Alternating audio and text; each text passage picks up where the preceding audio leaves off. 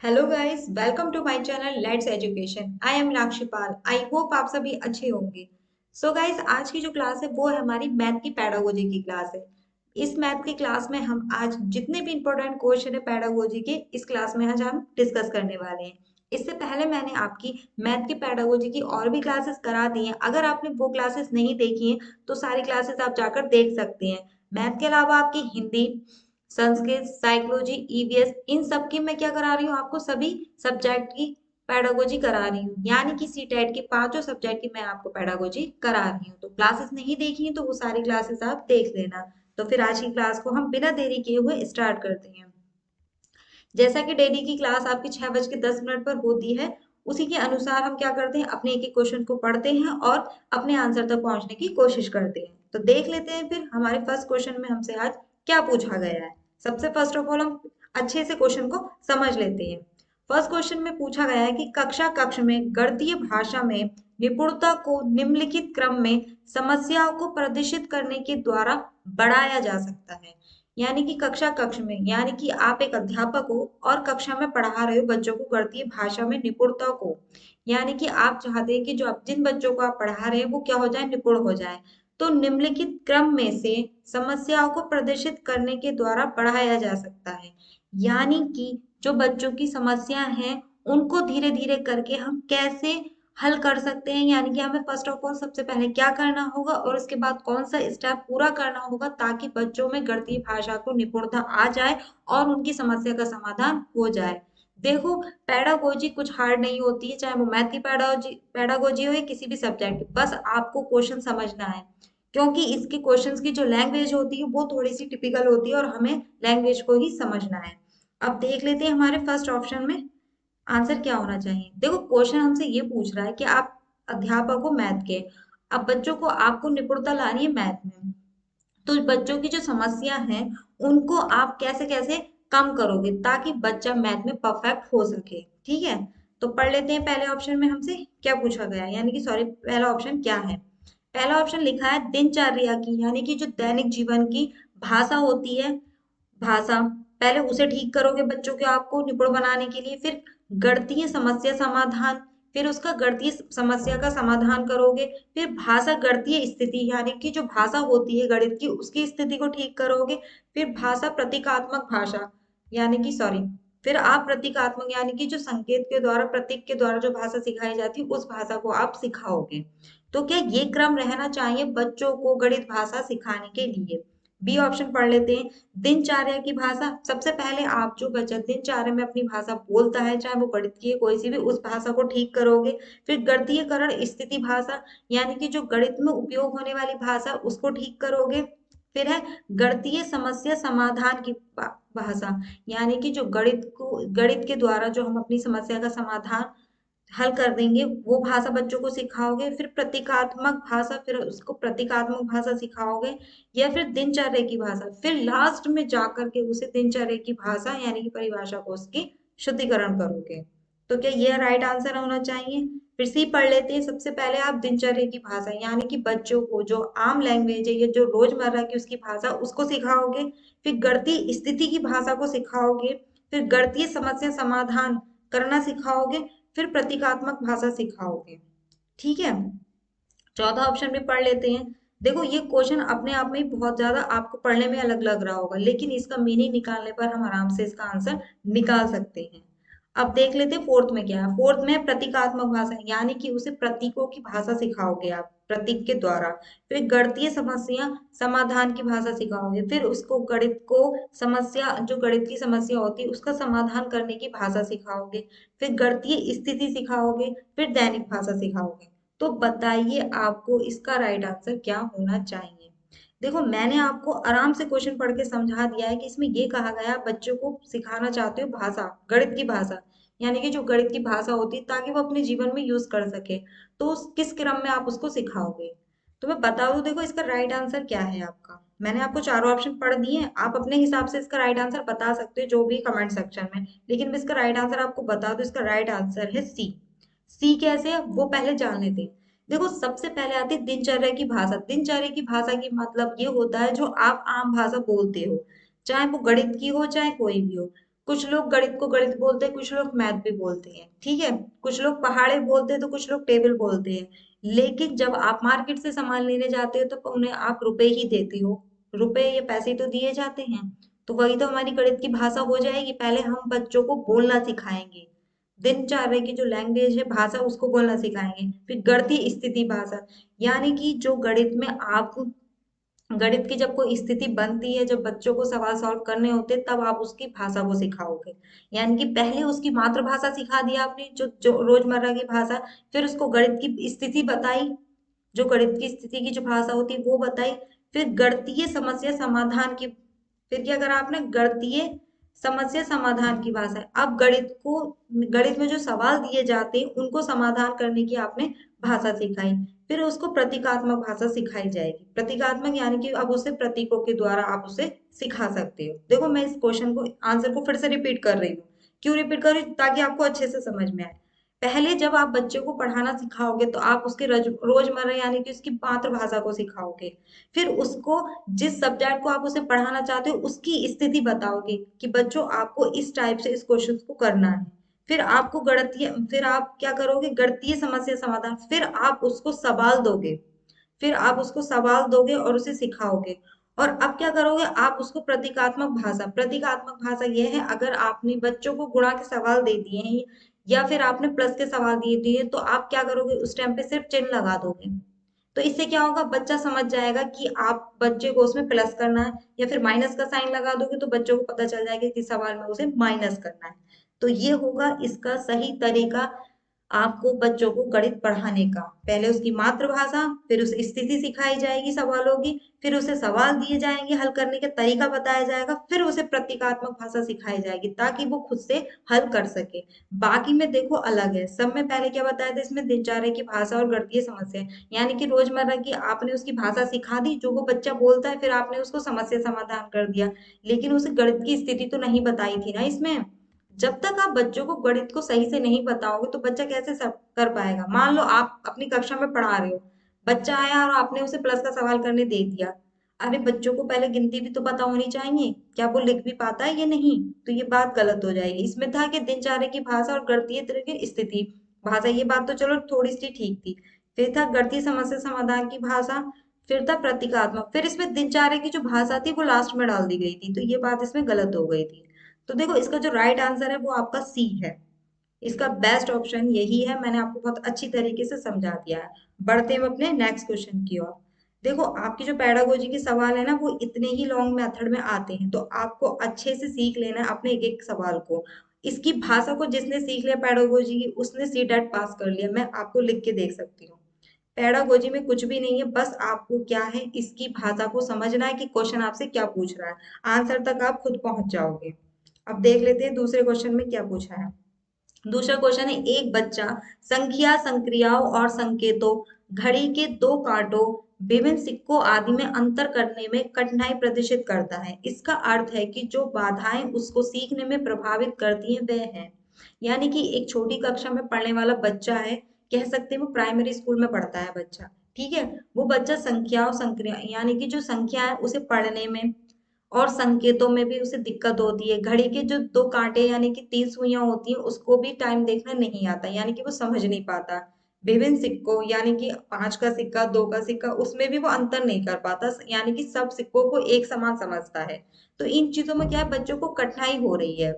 तो इसका मतलब क्या हो सकता है, जो ये परेशानी बच्चे को हो रही है, तो वो किस बात में सीखने में प्रभावित करता है, यानी कि जो बाधाएं उसको सीखने में प्रभावित करती हैं वह है।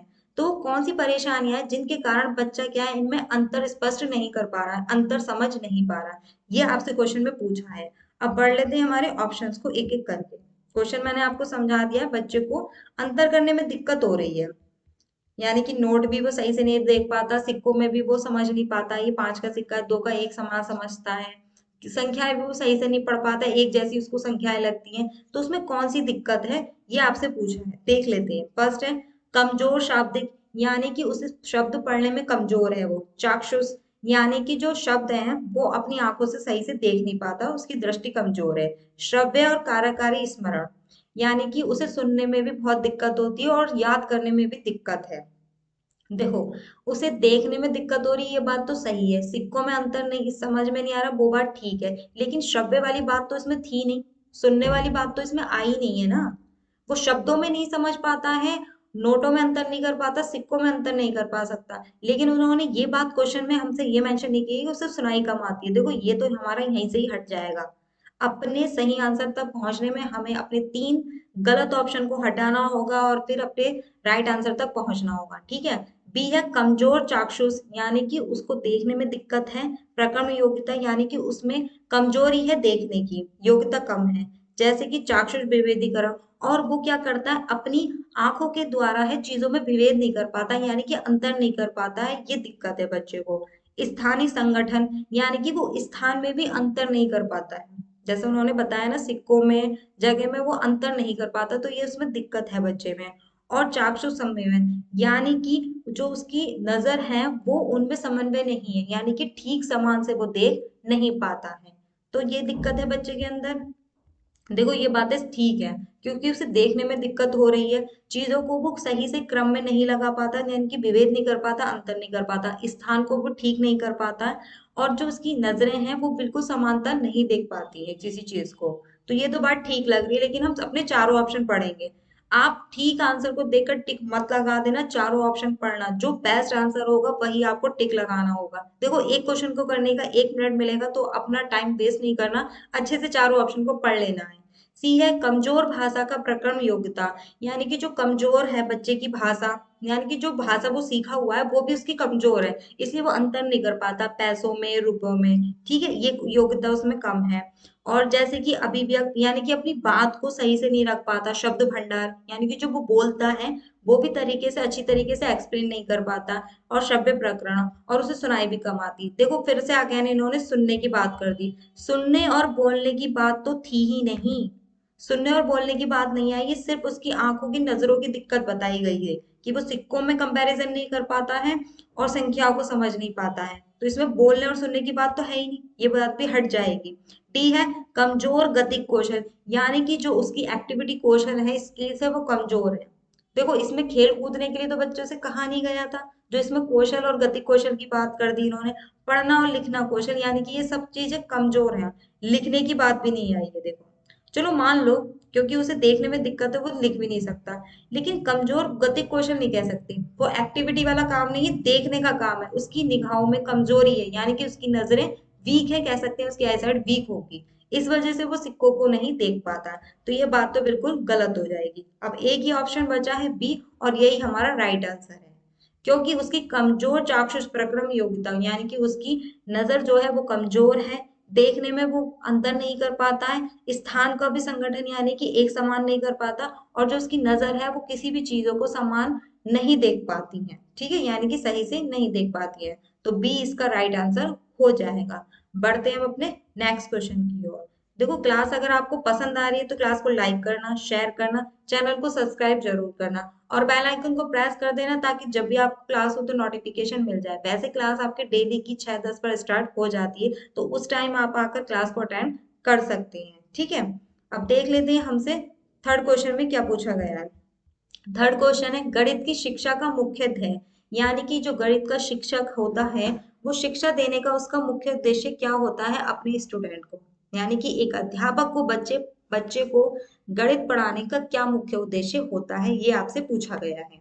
तो ए ऑप्शन है आपका बच्चों की गणितीय प्रतिभाओं का विकास करना, यानी कि जो बच्चा है जिसको गणित सिखाया जा रहा है उसमें नई नई स्किल्स बनाना, प्रतिभाओं का विकास करना, यानी कि बच्चों में गणित को अलग अलग तरीके से सिखाना, गणित को अलग अलग तरीके से सीखना, और ज्यादा से ज्यादा नॉलेज प्रोवाइड करना क्या होता है, एक मुख्य उद्देश्य होता है, ठीक है। बी है बच्चे को ज्यामिति प्रमेय का ज्ञान कराना, यानी कि हम जो बच्चों को गणित पढ़ा रहे हैं, जब आप शिक्षक बन जाओगे तो आप इसलिए गणित पढ़ाओगे बच्चों को ताकि वह ज्यामिति प्रमेय पढ़ ले, है ना, ए स्क्वायर बी स्क्वायर पढ़ ले, या फिर कोई सी भी ज्यामिति प्रमेय जो होती है उनकी वो याद करा दें, क्या इसलिए सिखाया जाता है बच्चों को मुख्य ध्येय होना चाहिए गणित का? देखो ये बात गलत है।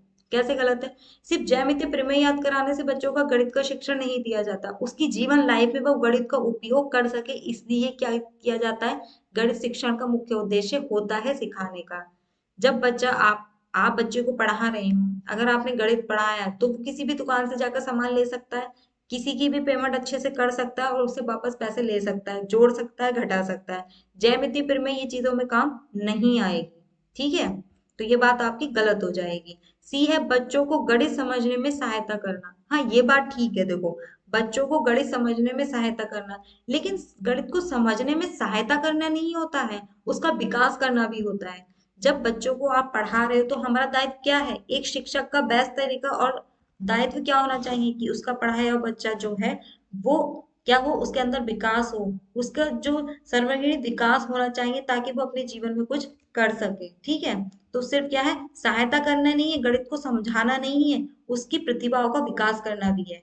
डी है उपयोगी क्षमताओं को विकसित करना, यानी कि जितनी आवश्यकता है उतना ही पढ़ाना, उतनी ही क्षमताओं को विकसित करना, उससे अलावा थोड़ा सा भी बच्चा होशियार ना हो जाए। इस ऑप्शन में ये लिखा गया है उपयोगी। उपयोगी का मतलब ये होता है जितनी आपकी जरूरत है आप उतना ही पढ़ोगे, अन्यथा और पढ़ाने की आपको आवश्यकता नहीं है। देखो, ये बात है गलत। तो फिर इसमें ये माना जा सकता है ना कि बच्चा इसलिए पढ़ रहा है कि उसे एक सरकारी नौकरी मिल जाए और उसका जीवन कट जाए। तो ये तरीका नहीं होना चाहिए। किसी शिक्षक को जब वो अपने स्टूडेंट को पढ़ाता है तो वो चाहता है उसका पढ़ाया हुआ बच्चा देश का विकास कर सके।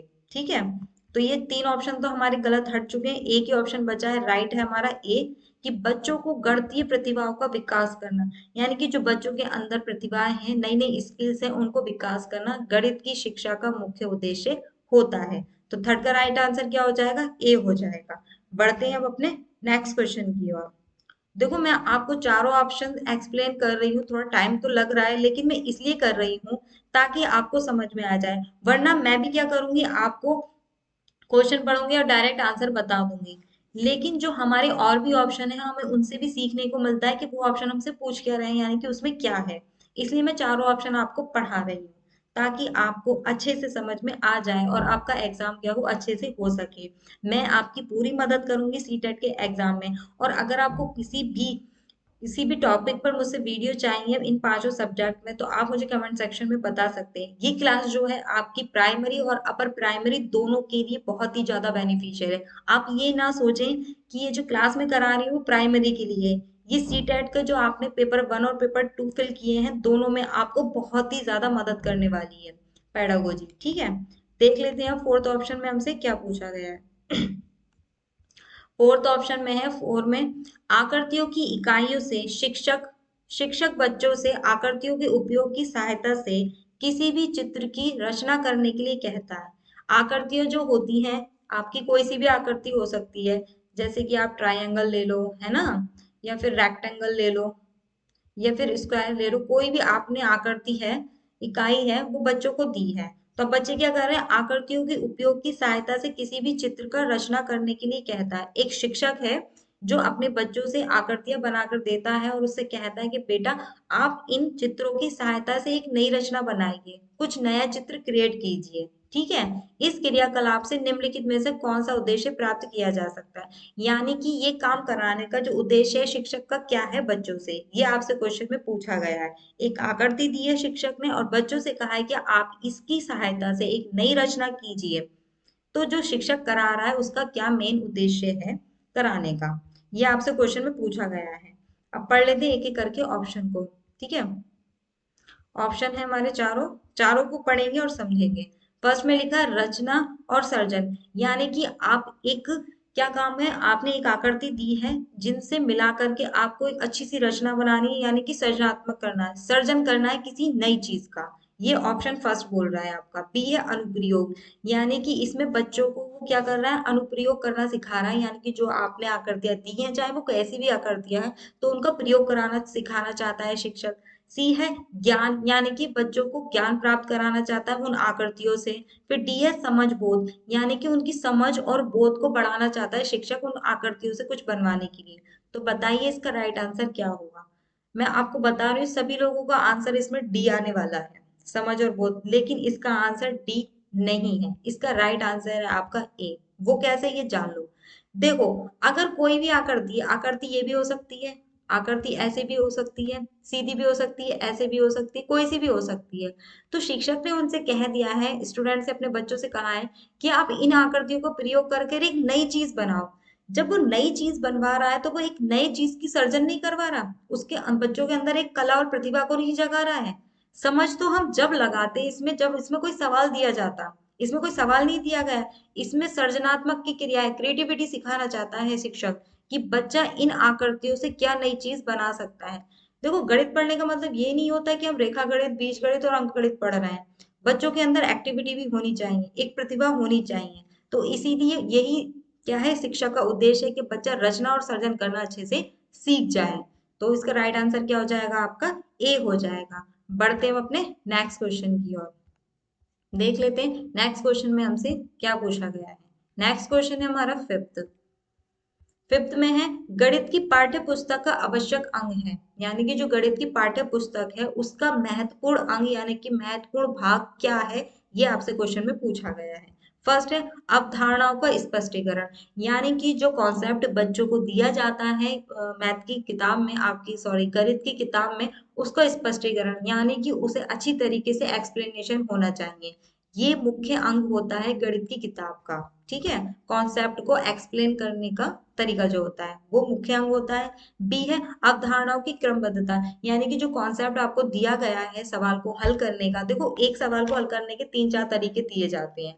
ठीक है, देखो प्लस के सवाल आप बच्चों को सिखा रहे हो तो आप 2 to 4 सॉरी, जब आप मल्टीपल के सवाल सिखाते हो, गुणा के सवाल, तो दो तरीके होते हैं। या तो आप मल्टीपल डायरेक्ट करना सिखा देते हो या फिर जोड़ जोड़ कर बच्चों को सिखा देते हो, तो दो कॉन्सेप्ट हो गए।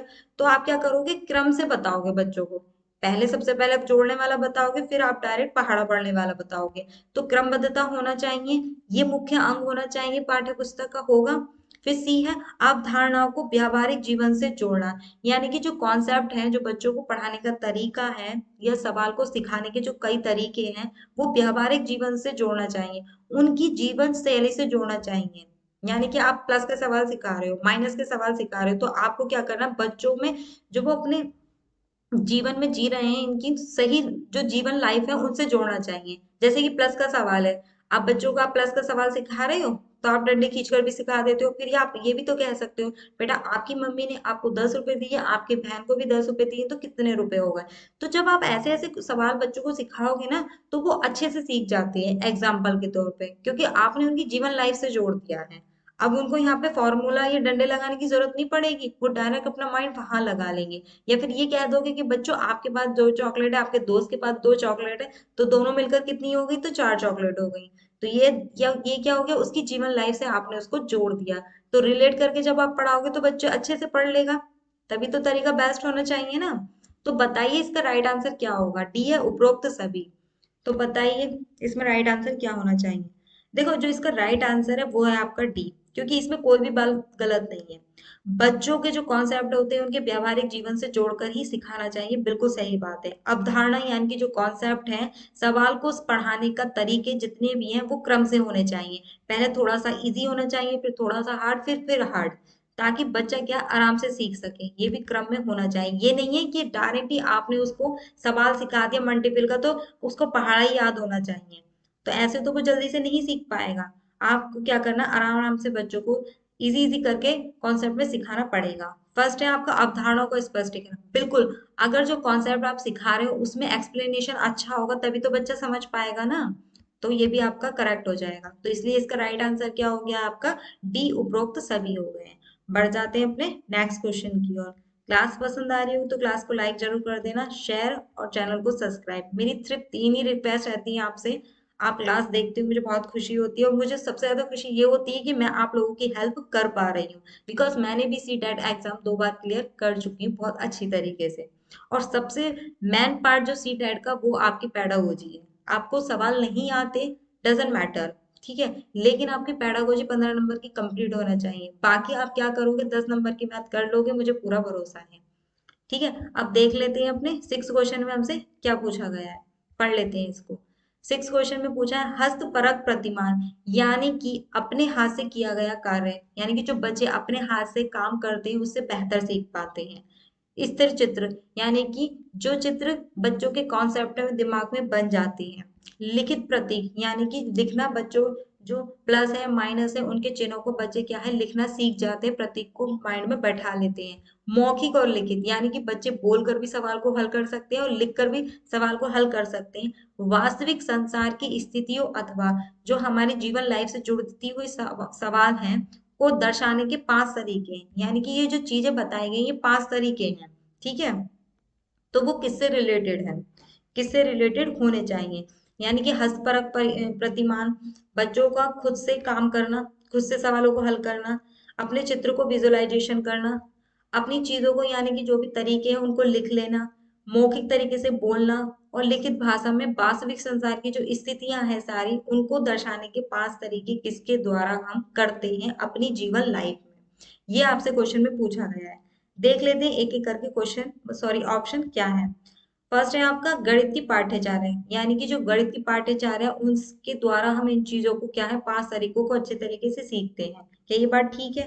फिर बी है गणितीय शब्द भंडार, यानी कि जो गणित के जितने भी शब्द भंडार है 1 2 3 या डिवाइड के सवाल या गुणा के सवाल, इनके द्वारा हम सीखने के बाद में इन चीजों को सही से कर पाते हैं, हस्तपरक प्रतिमान भी कर पाते हैं, और क्या लिखित प्रतीक भी कर पाते हैं, मौखिक काम भी कर पा सकते हैं, और लिखित भाषा भी कर पा सकते हैं, ठीक है। फिर सी है गणितीय चिंतन एवं विचार, यानी कि जब हम गणित के चिंतन करते हैं उस पर विचार करते हैं तब इन सारे कार्यों को हम अपनी जीवन लाइफ में यूज कर पाते हैं, तब हम हस्तपरक प्रतिमान भी कर लेते हैं, चित्र भी अपने दिमाग में विजुअलाइज कर लेते हैं, लिख भी लेते हैं, पढ़ भी लेते हैं, बोल भी लेते हैं। तो किसके द्वारा कर सकते हैं, गणित चिंतन, जब हम गणित का चिंतन करेंगे विचार करेंगे तभी तो कर सकते हैं। डी है ज्यामितीय प्रमाण के द्वारा, यानी कि जो ज्यामितीय आपको सिखाई जाती है उसके द्वारा सीखने के बाद आप ये सारे काम 5 अपने जो वास्तविक जीवन में यूज कर सकते हैं। तो बताइए इसका राइट आंसर क्या होगा। देखो, गणित की पाठ्यचारा कब तक आपके साथ रहेगी, जब तक आपकी किताब है, जिस दिन किताब आपसे अलग होगी आपको कुछ भी समझ में नहीं आएगा। तो किताब हमेशा हमारे साथ तो नहीं रहती ना, लेकिन हमारा दिमाग हमेशा हमारे साथ रहता। कोई भी नोट्स आपके साथ में कहीं नहीं जाते, जब आप एग्जाम देने जाते हो तो सिर्फ क्या जाता है आपके साथ, आपका दिमाग जाता है।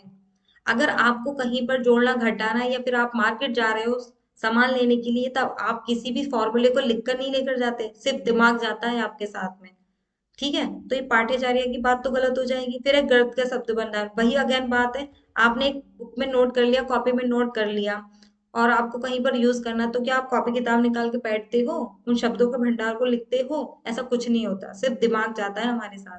सी है गणितीय चिंतन एवं विचार, देखो ये बात बिल्कुल करेक्ट है, क्योंकि जब हम गणित पर चिंतन करते हैं विचार करते हैं तभी अपने सवाल को हल करते हैं। हल क्या करते हैं, जब आपसे कोई पूछने ही लगे कि आपके पास 1,000 रुपए या कोई सी भी बात आपसे पूछने लगे कि भाई टोटल लगाना ये कितना हो गया बिल का, तो आप क्या करते हो, तब आप क्या करते हो, दिमाग ही तो चलाते हो। माना कुछ दुकान पर क्या होती है, आपके पास में कैलकुलेटर होती है, पर हर जगह तो कैलकुलेटर नहीं लेकर जा सकते ना, कभी तो अपना दिमाग ही चलाना होता है। तब क्या होता है, हम गणितीय चिंतन करते हैं, विचार करते हैं, तब इन चीजों को विजुअलाइज कर पाते हैं और सीख पाते हैं। ज्यामितीय प्रमाण का कोई मतलब नहीं होता, ज्यामिति हमारी कहीं भी काम नहीं आ पाती है, ज्यामिति साथ में थोड़ी ना जाएगी, दिमाग ही साथ में जाता है। तो 6 का राइट आंसर क्या हो जाएगा, हमारा डी हो जाएगा। बढ़ते हैं अपने नेक्स्ट क्वेश्चन की ओर, देख लेते हैं नेक्स्ट क्वेश्चन में हमसे क्या पूछा गया है। नेक्स्ट क्वेश्चन है हमारा 7, पहले क्वेश्चन पढ़ लेते हैं, समझ लेते हैं। 7 पे लिखा है कि एक अच्छी पाठ्य पुस्तक की विशेषता है, यानी कि जो एक अच्छी पाठ्य पुस्तक होती है गणित की, उसकी क्या क्या विशेषता होनी चाहिए, उसमें क्या क्या खास बातें होनी चाहिए और क्या होती हैं, ये आपसे क्वेश्चन में पूछा गया है। पढ़ लेते हो ऑप्शन को। ऑप्शन लिखा है कि ए, उसमें कठोर अभ्यास देने के लिए बहुत सारे अभ्यास हैं, यानी कि उसमें कठोर अभ्यास, यानी कि जब बच्चों को सिखाना है तो प्रैक्टिस की बहुत सारी चीजें होती हैं और बहुत सारे ही प्रैक्टिस सेट उसमें होते हैं, होने चाहिए, ताकि बच्चा क्या अच्छी तरीके सीख सके। कठोर अभ्यास को निगेटिव में मत लेकर जाना, कठोर अभ्यास का मतलब है कि बहुत सारे अभ्यास सेट होने चाहिए और जिसमें बहुत अच्छे अच्छे कॉन्सेप्ट लगे हुए हों ताकि बच्चों का माइंड शार्प हो सके, ये निगेटिव में मत लेकर जाना इसे। बी है स्थितियों के माध्यम से सभी संकल्पनाओं का परिचय दिया जा सकता है, यानी कि ऐसे तरीके होने चाहिए हमारी पाठ्य पुस्तक में, जो भी जब भी हमें कोई स्थिति पड़ती है मैथ की, तो हम उसके माध्यम से जो कॉन्सेप्ट है उसका परिचय दे सकें और आसानी से अपने सवाल को हल कर सकें, ऐसे तरीके हमारी पाठ्य पुस्तक में होने चाहिए। सी है केवल हल किए गए अभ्यास ही शामिल किए गए हैं, यानी कि जो हल किए जा सकते हैं सिर्फ उनको ही प्रैक्टिस सेट में शामिल करना है, वरना नहीं करना चाहिए। देखो ये बात तो खुद में ही निगेटिव है, आप खुद दिमाग से सोच सकते हो, यानी कि जो आप सॉल्व कर सकते हो वही सवाल रखे जाएं बुक में, बाकी रखे ही ना, ऐसा कैसे हो सकता है? तो फिर इजी इजी सवाल तो आप कर लोगे, जो थोड़े से दिमाग लगाने के सवाल होते हैं वो तो आप कर नहीं पाओगे, तो फिर काहे की गणित हो जाएगी। गणित का मतलब क्या होता है? बेस्ट से बेस्ट तरीका निकालना, बेस्ट से बेस्ट तरीका सोचना उस सवाल को हल करने का। क्योंकि इजी सवाल तो आप कर ही लेते हो, दिमाग कहाँ चलता है? थोड़ा सा जब हमारा सवाल का लेवल अप होता है तब हम अपना तेज दिमाग चलाते हैं, तो उससे क्या होता है? हमारा माइंड शार्प होता है। लेकिन ये बात गलत हो जाएगी केवल हल किए गए अभ्यास ही शामिल करना, ऐसा कुछ नहीं होता है, ठीक है। फोर ऑप्शन और देख लेते हैं। फोर ऑप्शन है आपका, उन्हें मोटी व भारी होना आवश्यक है, यानी कि जो किताबें होती हैं गणित की उन्हें वो बहुत मोटी हों और भारी होना आवश्यक है। देखो ये बात भी खुद ब खुद में गलत हो गई है, ना तो उन्हें मोटी होने की जरूरत है ना भारी होने की जरूरत है, ठीक है। सिर्फ अपने ही लेवल में रहें बुक तो अच्छा है, केवल वाला भी आपका गलत हो गया है।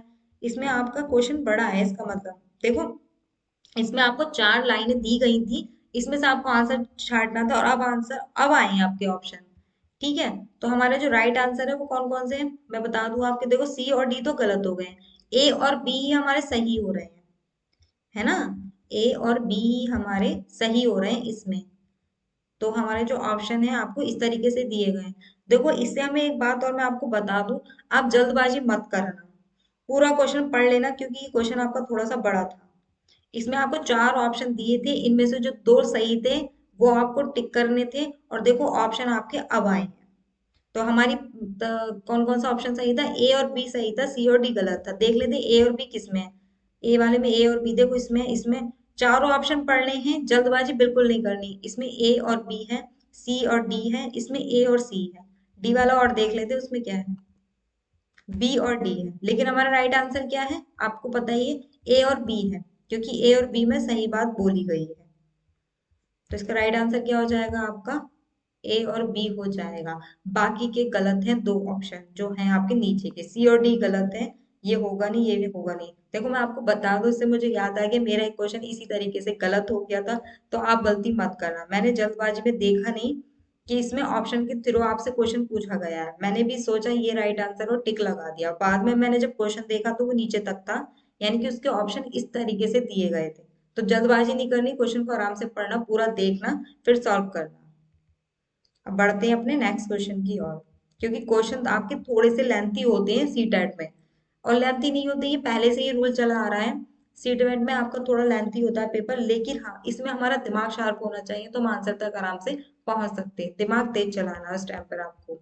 एट है, बच्चों में गोलाई की अवधारणा धीरे धीरे विकसित होती है, यानी कि जो बच्चे हैं आप उसको गोलाई सिखाना चाहते हो, यानी कि जैसे ये गोल है, सॉरी गोल नहीं बन पाया मुझसे ये गोल है, इसकी अवधारणा इसकी कॉन्सेप्ट को धीरे धीरे विकसित होती है, तो किस प्रकार से सीखते हैं बच्चे गोलाकार को, यानी कि जो गोलाकार होता है इसको बच्चे कैसे सीखते हैं धीरे धीरे। फर्स्ट ए है, यानी कि विशिष्टीकरण, जैसे बच्चों को सिखाया था ना गोलाकार की चीजें कितनी होती हैं आपकी, स्क्वायर के रूप में, सर्किल के रूप में, ऐसी चीजें सिखाई जाती हैं रेखा गणित में बच्चों को।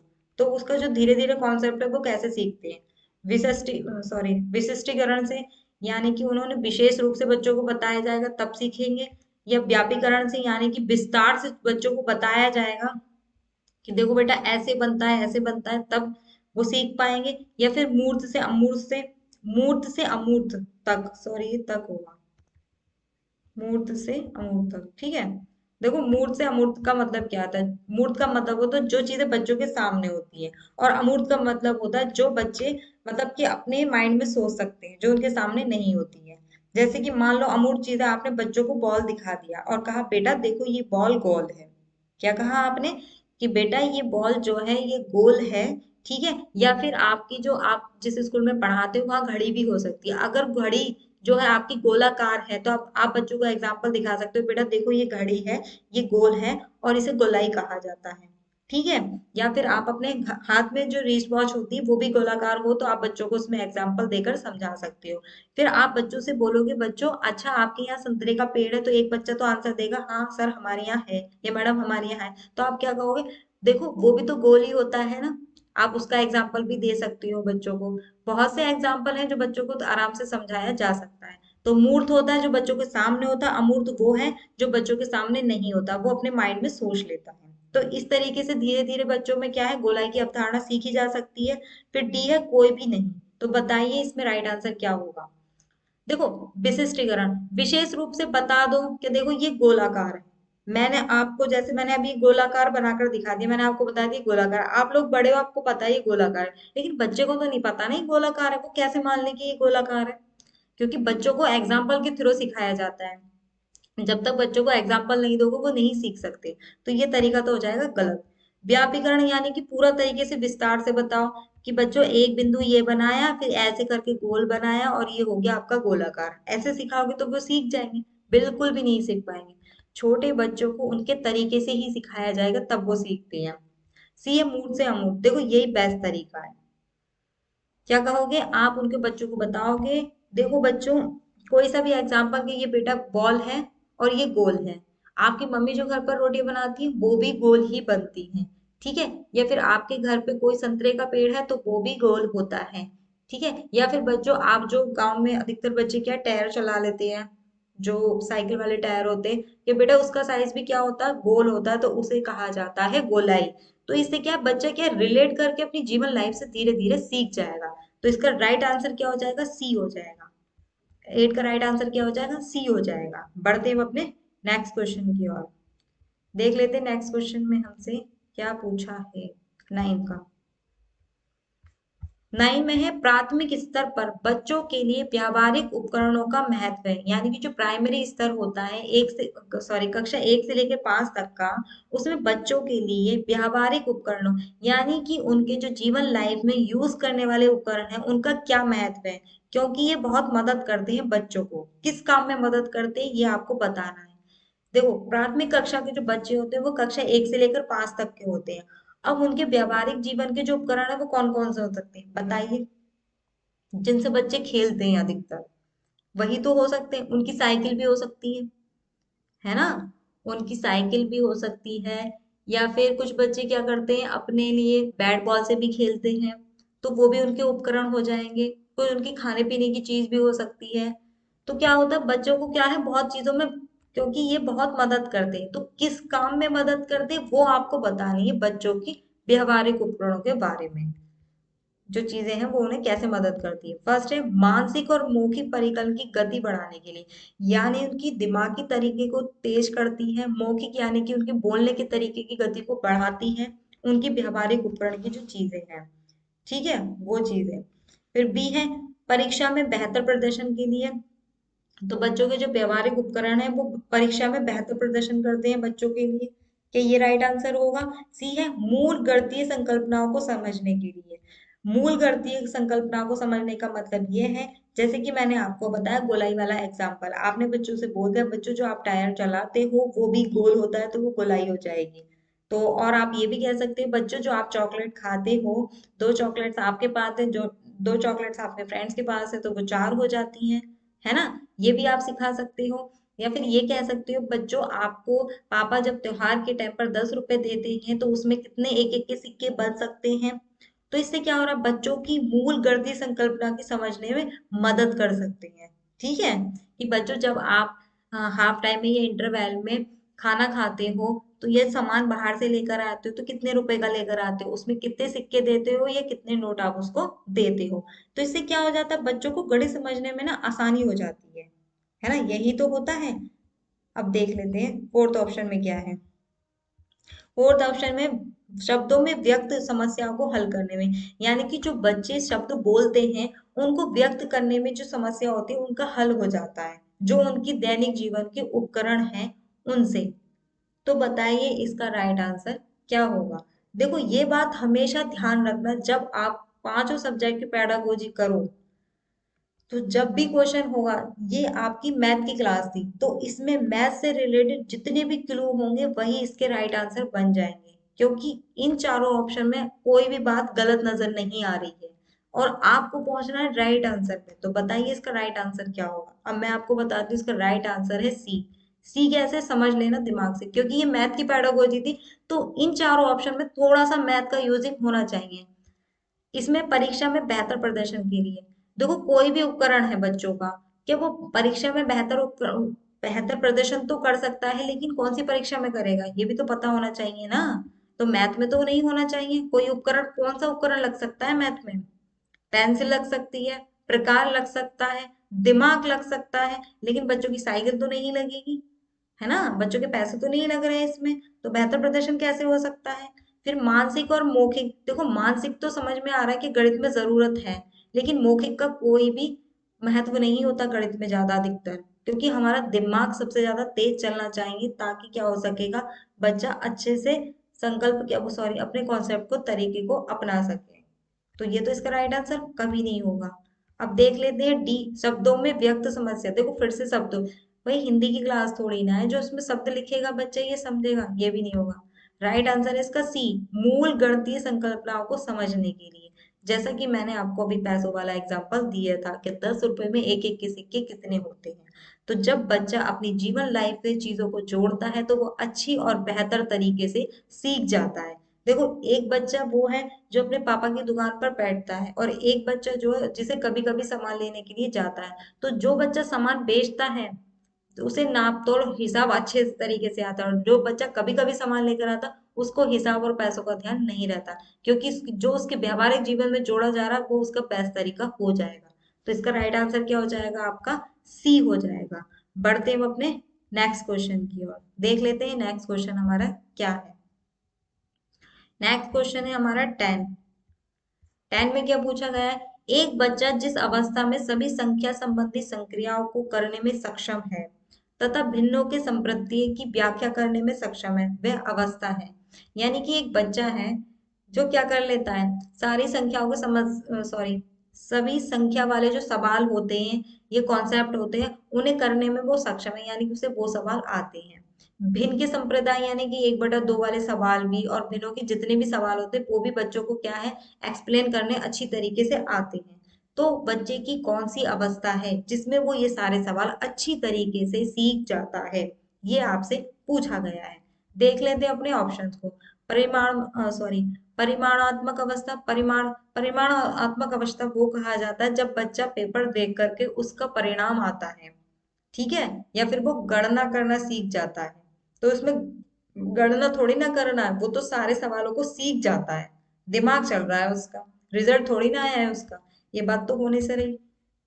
बी है विभाजनात्मक अवस्था। विभाजन का मतलब होता है डिवाइडेशन। डिवाइडेशन यानी कि वो चीजों को विभिन्न अलग अलग तरीके से करने की अवस्था को सीख चुका है, यानी कि अब उसके अंदर एक ऐसा कॉन्सेप्ट विकसित हो गया है कि वो सही चीजों को सही क्रम में लगाना सीख गया है। यानी कि कह सकते हैं हम, अगर आप उसे कांच की गोलियां दे देते हो और कागज की गोलियां दे देते हो, तो कागज की गोलियों के साथ कांच की गोलियों को नहीं रखेगा, अलग अलग सिरेशन करेगा। कागज की गोलियां एक तरफ होंगी, कांच की गोलियां अलग अलग तरीके में होंगी, और सबको क्या कर सकता है, वो वर्ग में बांटना सीख गया है। तो इसमें वर्ग में बांटने की तरीका थोड़ी ना है, बच्चों में संख्या का संबंधी संक्रिया आ गई है, यानी कि क्रिया, संख्या को समझना आ चुका है, संख्याओं को समझने की तरीका आ चुका है, भिन्न के सवाल करने आ चुके हैं, यानी कि वो समझ सकता है कि 1/2 में जो जैसी भिन्न है उनको सीख चुका है। तो इसमें विभाजन थोड़ी ना कहा जाएगा, विभाजन थोड़ी ना कहा जाएगा, मानव से संख्याओं का बोध हो चुका है, पहाड़ पढ़ाई भी कर लेता है, संख्या को समझ लेता है, विभाजन करने की अवस्था थोड़ी ना हो जाएगी ये। फिर सी है संक्रियात्मक अवस्था। संक्रियात्मक का मतलब यह उसके अंदर कॉन्सेप्ट क्लियर करने की अवस्था आ चुकी है, यानी कि वो किसी भी सवाल का कॉन्सेप्ट क्लियर कर सकता है, कॉन्सेप्ट उसके दिमाग में ऐसे बैठ चुके हैं कि उसे कोई सी भी भिन्न दे दो तो वो आसानी से कर लेता है। फिर डी है आपका आरंभिक अवस्था। क्या है, आरंभिक अवस्था। आरंभिक अवस्था में कौन सा बच्चा सीख लेता है, आरंभिक अवस्था का मतलब होता है प्राइमरी सेशन में बच्चा जब होता है। अब शुरुआत में तो बच्चा 1 2 3 सीखता है और उसी का उच्चारण करना सीखता है, ये थोड़ी ना हो जाएगा इसका राइट आंसर। तो आपका डी भी हट गया। तो राइट आंसर क्या बचा आपका, ए भी हट गया है, बी भी हट गया है। राइट आंसर है आपका इसमें सी, संक्रियात्मक अवस्था। संक्रिया यानी कि वो क्रिया और एक्टिविटी आराम से सीख चुका है सवालों की। तो राइट आंसर क्या हो गया हमारा, सी हो गया है। बढ़ते हैं हम अपने नेक्स्ट क्वेश्चन की ओर, देख लेते हैं नेक्स्ट क्वेश्चन में क्या पूछा गया है। 11 क्वेश्चन में, 11 क्वेश्चन है कि गणित की शिक्षण की आगमन विधि का सिद्धांत। यानी कि जो गणित, आप एक शिक्षक हो, आप गणित पढ़ा रहे हो बच्चों को, तो आगमन विधि का क्या सिद्धांत होता है। फर्स्ट ऑफ ऑल मैं आपको बता दूं आगमन विधि होती क्या है। आगमन का मीनिंग अगर किसी को पता हो तो कमेंट सेक्शन में जरूर बताना। वैसे मैं आपको बता दूं आगमन का मतलब होता है उदाहरण से नियम की ओर। जब आप बच्चों को पढ़ाते हो मैथ, तो आपको सबसे पहले बच्चों को उदाहरण देने हैं, एग्जाम्पल के तौर पे बच्चों को समझाना है, फिर नियम लगाना है ना। फिर उसमें नियम लगाना है, चाहे आप सवाल कोई सा भी सिखा रहे हो, सबसे पहले बच्चों को आप एग्जाम्पल दोगे, तब आप उसको सिखाओगे। मान लो आप बच्चों को मल्टीप्लाई करना सिखा रहे हो, है ना, मल्टीप्लाई का साइन ऐसे होता है, तो दो तरीके हो सकते हैं इसमें। सबसे पहले तो आप क्या करोगे, बच्चों को टेबल याद करा दोगे, सीधे सीधे लिख कर समझा दोगे, नियम लगा दोगे। यानी कि अगर 2 से 5 की मल्टीपल करनी है तो आप 2 से 5 की मल्टीपल करके आंसर दे दोगे 10। या फिर आप क्या करोगे, उदाहरण दोगे, आप बच्चे से बोल दोगे कि बच्चों एक टॉफी आपकी 2 रुपए की आती है तो 5 टॉफियां कितने की आएंगी। तो बच्चों को क्या करोगे, प्लस करके सिखा दोगे, है ना। उदाहरण देके सिखाओगे तो बच्चों क्या करेंगे, दो दो करके भी गिनेंगे तब भी वो 10 तक पहुंच जाएंगे, और 2 5 10 करके भी वो पहुंच जाएंगे। तो सबसे पहले आगमन विधि में उदाहरण दिया जाता है, फिर नियम लगाया जाता है। देख लेते हैं इसका क्या सिद्धांत है। ज्ञात से अज्ञात की ओर, देखो ज्ञात से अज्ञात की ओर ये होता है कि जब बच्चा जानता है, जो समान मतलब कि जो बात वो जानता है, और उसके बाद में अलग बात, जैसे कि मान लो बच्चा जानता है, जैसे कि आपने उसे सामने कोई चीज दिखा दी कि बेटा ए फॉर एप्पल होता है, तो वो चीज क्या है, बच्चा जानता है, आपने उसको दिखा दिया। अब वो अज्ञात चीज पर कैसे पहुंचेगा, अज्ञात चीज पर वो वैसे पहुंचेगा कि हाँ उसके बाग में भी क्या है, एप्पल लगा हुआ था, सेब लगा हुआ होता है, वो भी सेब ही होता है, ए फॉर एप्पल। तो यानी कि जो चीज उसके सामने है वो सीख गया बच्चा, फिर उसके बाद में वो दूसरी चीज पर पहुंच गया जो उसके सामने नहीं है। ठीक है, फिर आता अज्ञात से ज्ञात की ओर, यानी कि जो बच्चा कोई चीज नहीं जानता है, तो आपने उसका उदाहरण दिया, फिर आपने क्या है, ज्ञात करी हुई चीज को बता दिया। अज्ञात का मतलब आपने बच्चों को दिखाया, बच्चों देखो ये एप्पल है, ठीक है, उसका एग्जाम्पल दिया, समझाया, तो बच्चों ने समझ लिया कि हाँ उसका उदाहरण मैम ने दे दिया। अब उसका क्या है, आपने अज्ञात की ओर चला दिया, यानी कि जो अब उसके घर पर होगा उसके बारे में आपने उसको बता दिया। तो ये क्या हो गया, आपने पहले उसको उदाहरण दिया, फिर आपने उसका नियम लगा दिया। फिर आता सामान्य से विशिष्ट की ओर। सामान्य से विशिष्ट की ओर क्या होता है, देखो सामान्य का मतलब ये होता है जो बच्चा जानता है, जो चीजें उसकी जीवन लाइफ में होती है वो उसे जानता है, फिर आपने उसी से रिलेट करके आपने उसे दूसरी चीज बता दी, तो वो हो गया आपने विशिष्ट। ठीक है, जैसे कि सामान्य का एग्जांपल आप कोई सा भी ले सकती हो। आप बच्चों को कुछ भी सिखा रहे हो, जैसे मैंने गोले वाला बताया था आपको कि आपने बच्चों को वॉच दिखाई के बच्चों से कहा बच्चों ये गोल है, तो क्या हो गया, तो आपने दिखाया कि बेटा देखो मेरी घड़ी भी गोल है, आपने उदाहरण देकर उसको समझाया, सामान्य तरीके से, सामान्य और इजी तरीके से, तो बच्चों को समझ में आ गया ये गोल है। फिर आपने कहा कि बच्चों देखो आपके दादाजी के पास में भी घड़ी होगी, वो भी शायद गोल होगी, आपकी दीवार घड़ी भी गोल होती है, तो बच्चों का दिमाग वहां पहुंच गया। ठीक है, या फिर आपने क्या काम करा कि एक बॉल बना दिया, फुटबॉल बनाकर दिखा दी, तो कहा बच्चों देखो ये भी क्या है, आपका सर्कल है ना, ये भी आपका सर्किल है। तो आपने क्या करा, पहले उदाहरण दिया, फिर नियम की ओर समझा दिया। इसमें विशेष से सामान्य, इसमें क्या हो जाएगा, सबसे पहले नियम लगा दोगे, फिर उसको उदाहरण दे दोगे। तो इसका राइट आंसर आप बताइए कौन सा होगा। देखो कंफ्यूज नहीं होना है, बहुत आराम से इसका आंसर देगा, इन सबका मीनिंग मैं एक एक करके आपको बता चुकी हूँ। याद यानी कि जो बच्चा जानता है, जानकर जानता है, फिर वो दूसरी चीज पर पहुंच सकता है उसे रिलेट करके। अज्ञात है जो बच्चा जानता नहीं है उस चीज को, फिर उसको आपने वही चीज बता दी है। सामान्य, पहले आपने उसे उदाहरण दिया, फिर आपने उसको नियम लगा दिया, पहले आपने नियम लगाया फिर उसका उदाहरण लगा दिया। देखो इसका राइट आंसर आपका सी हो गया, क्योंकि आगमन विधि में यही कहा जाता है कि सबसे पहले आप उदाहरण दोगे, फिर आप उसके बच्चों को नियम दिलाओगे। एक आपकी होती है निगमन विधि, आगमन और निगमन विधि। निगमन विधि में क्या होता है, सबसे पहले नियम लगाया जाता है, फिर उदाहरण दिया जाता है। बेस्ट तरीका, सबसे ज्यादा बेस्ट होती है आपकी आगमन विधि। ठीक है, तो 11 का राइट आंसर क्या हो जाएगा, सी हो जाएगा। सामान्य से विशिष्ट का मतलब होता है उदाहरण से नियम की ओर, और विशिष्ट से सामान्य का मतलब होता है आपका क्या, नियम से उदाहरण की ओर। तो सी इसका राइट आंसर हो जाएगा 11 का। बढ़ते हैं हम अपने नेक्स्ट क्वेश्चन की ओर, देख लेते हैं नेक्स्ट क्वेश्चन में हमसे क्या पूछा गया है।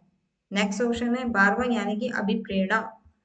अभिप्रेरणा की प्रमुख विधि है, पहले ये बताइए अभिप्रेरणा क्या होती है। अभिप्रेरणा होती है आपकी मोटिवेशन। क्या होती है, अभिप्रेरणा आपकी मोटिवेशन होती है, कि बच्चों को मोटिवेट करने की सबसे बेहतरीन तरीका कौन सा होना चाहिए ताकि वो अपनी पढ़ाई को अच्छी तरीके से कर सके। तो फर्स्ट दे रखा आपका पुरस्कार, यानी कि बच्चों को आपको पुरस्कार देना चाहिए, इससे मोटिवेट हो जाएगा। जब आप अच्छा काम करोगे, जब बच्चा अच्छा काम करता है आप पुरस्कार देते हो, तो उससे क्या होता है, उसे खुशी होती है, फिर वो आगे और काम करता है।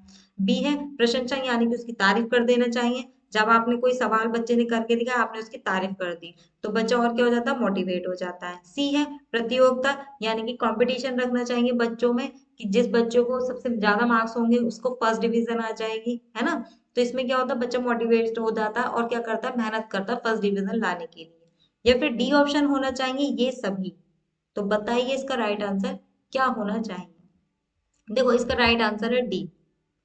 कंपटीशन भी कराना चाहिए, पर इतना ऐसे नहीं करना चाहिए दो बच्चों के बीच में कंपटीशन रहे। आपको ये कहना है कि बेटा आपको बेस्ट परफॉर्मेंस करना है अपना, ठीक है, सबसे बेस्ट परफॉर्मेंस करना है, अपनी मंजिल को हासिल करना है, ये कह सकते हैं हम। सी है हाँ, उसकी तारीफ बिल्कुल करनी चाहिए, क्योंकि बच्चे क्या होते हैं, मोटिवेट होते हैं, और छोटे बच्चों की आप जितनी तारीफ करोगे ना, बच्चे उतना खुश होकर आपका काम करेंगे और अच्छे से पढ़ाई करेंगे। क्योंकि जो छोटे बच्चे होते हैं वो प्यार के भूखे होते हैं, उनसे आप प्यार में अच्छी तरीके से पढ़ाकर सिखा सकते हो। पुरस्कार हाँ बिल्कुल देना चाहिए। जैसे कि आपने कोई टेस्ट लिया या बच्चे ने किसी ने कोई भी आंसर दे दिया, तो आप उसे टॉफी दे सकते हो, चॉकलेट दे सकते हो, है ना, तो इससे भी बच्चा खुश हो जाता है। तो मोटिवेशन की जो प्रमुख विधि होगी ये सारी हो सकती है। तो टेल का राइट आंसर क्या हो जाएगा आपका, डी हो जाएगा। बढ़ते हैं हम अपने नेक्स्ट क्वेश्चन की ओर। देख लेते हैं नेक्स्ट क्वेश्चन में हमसे क्या पूछा गया है। नेक्स्ट क्वेश्चन नहीं है, यही थे आज के आपके क्वेश्चन मैथ पेडागोजी के। आई होप आज की क्लास आपको पसंद आई होगी। क्लास पसंद आई होगी तो क्लास को लाइक करना, शेयर करना, चैनल को सब्सक्राइब जरूर करना। बाकी क्लासेस नहीं देखी है तो सारी क्लासेस को आप जाकर देख सकते हैं। आज की क्लास के लिए थैंक यू सो मच।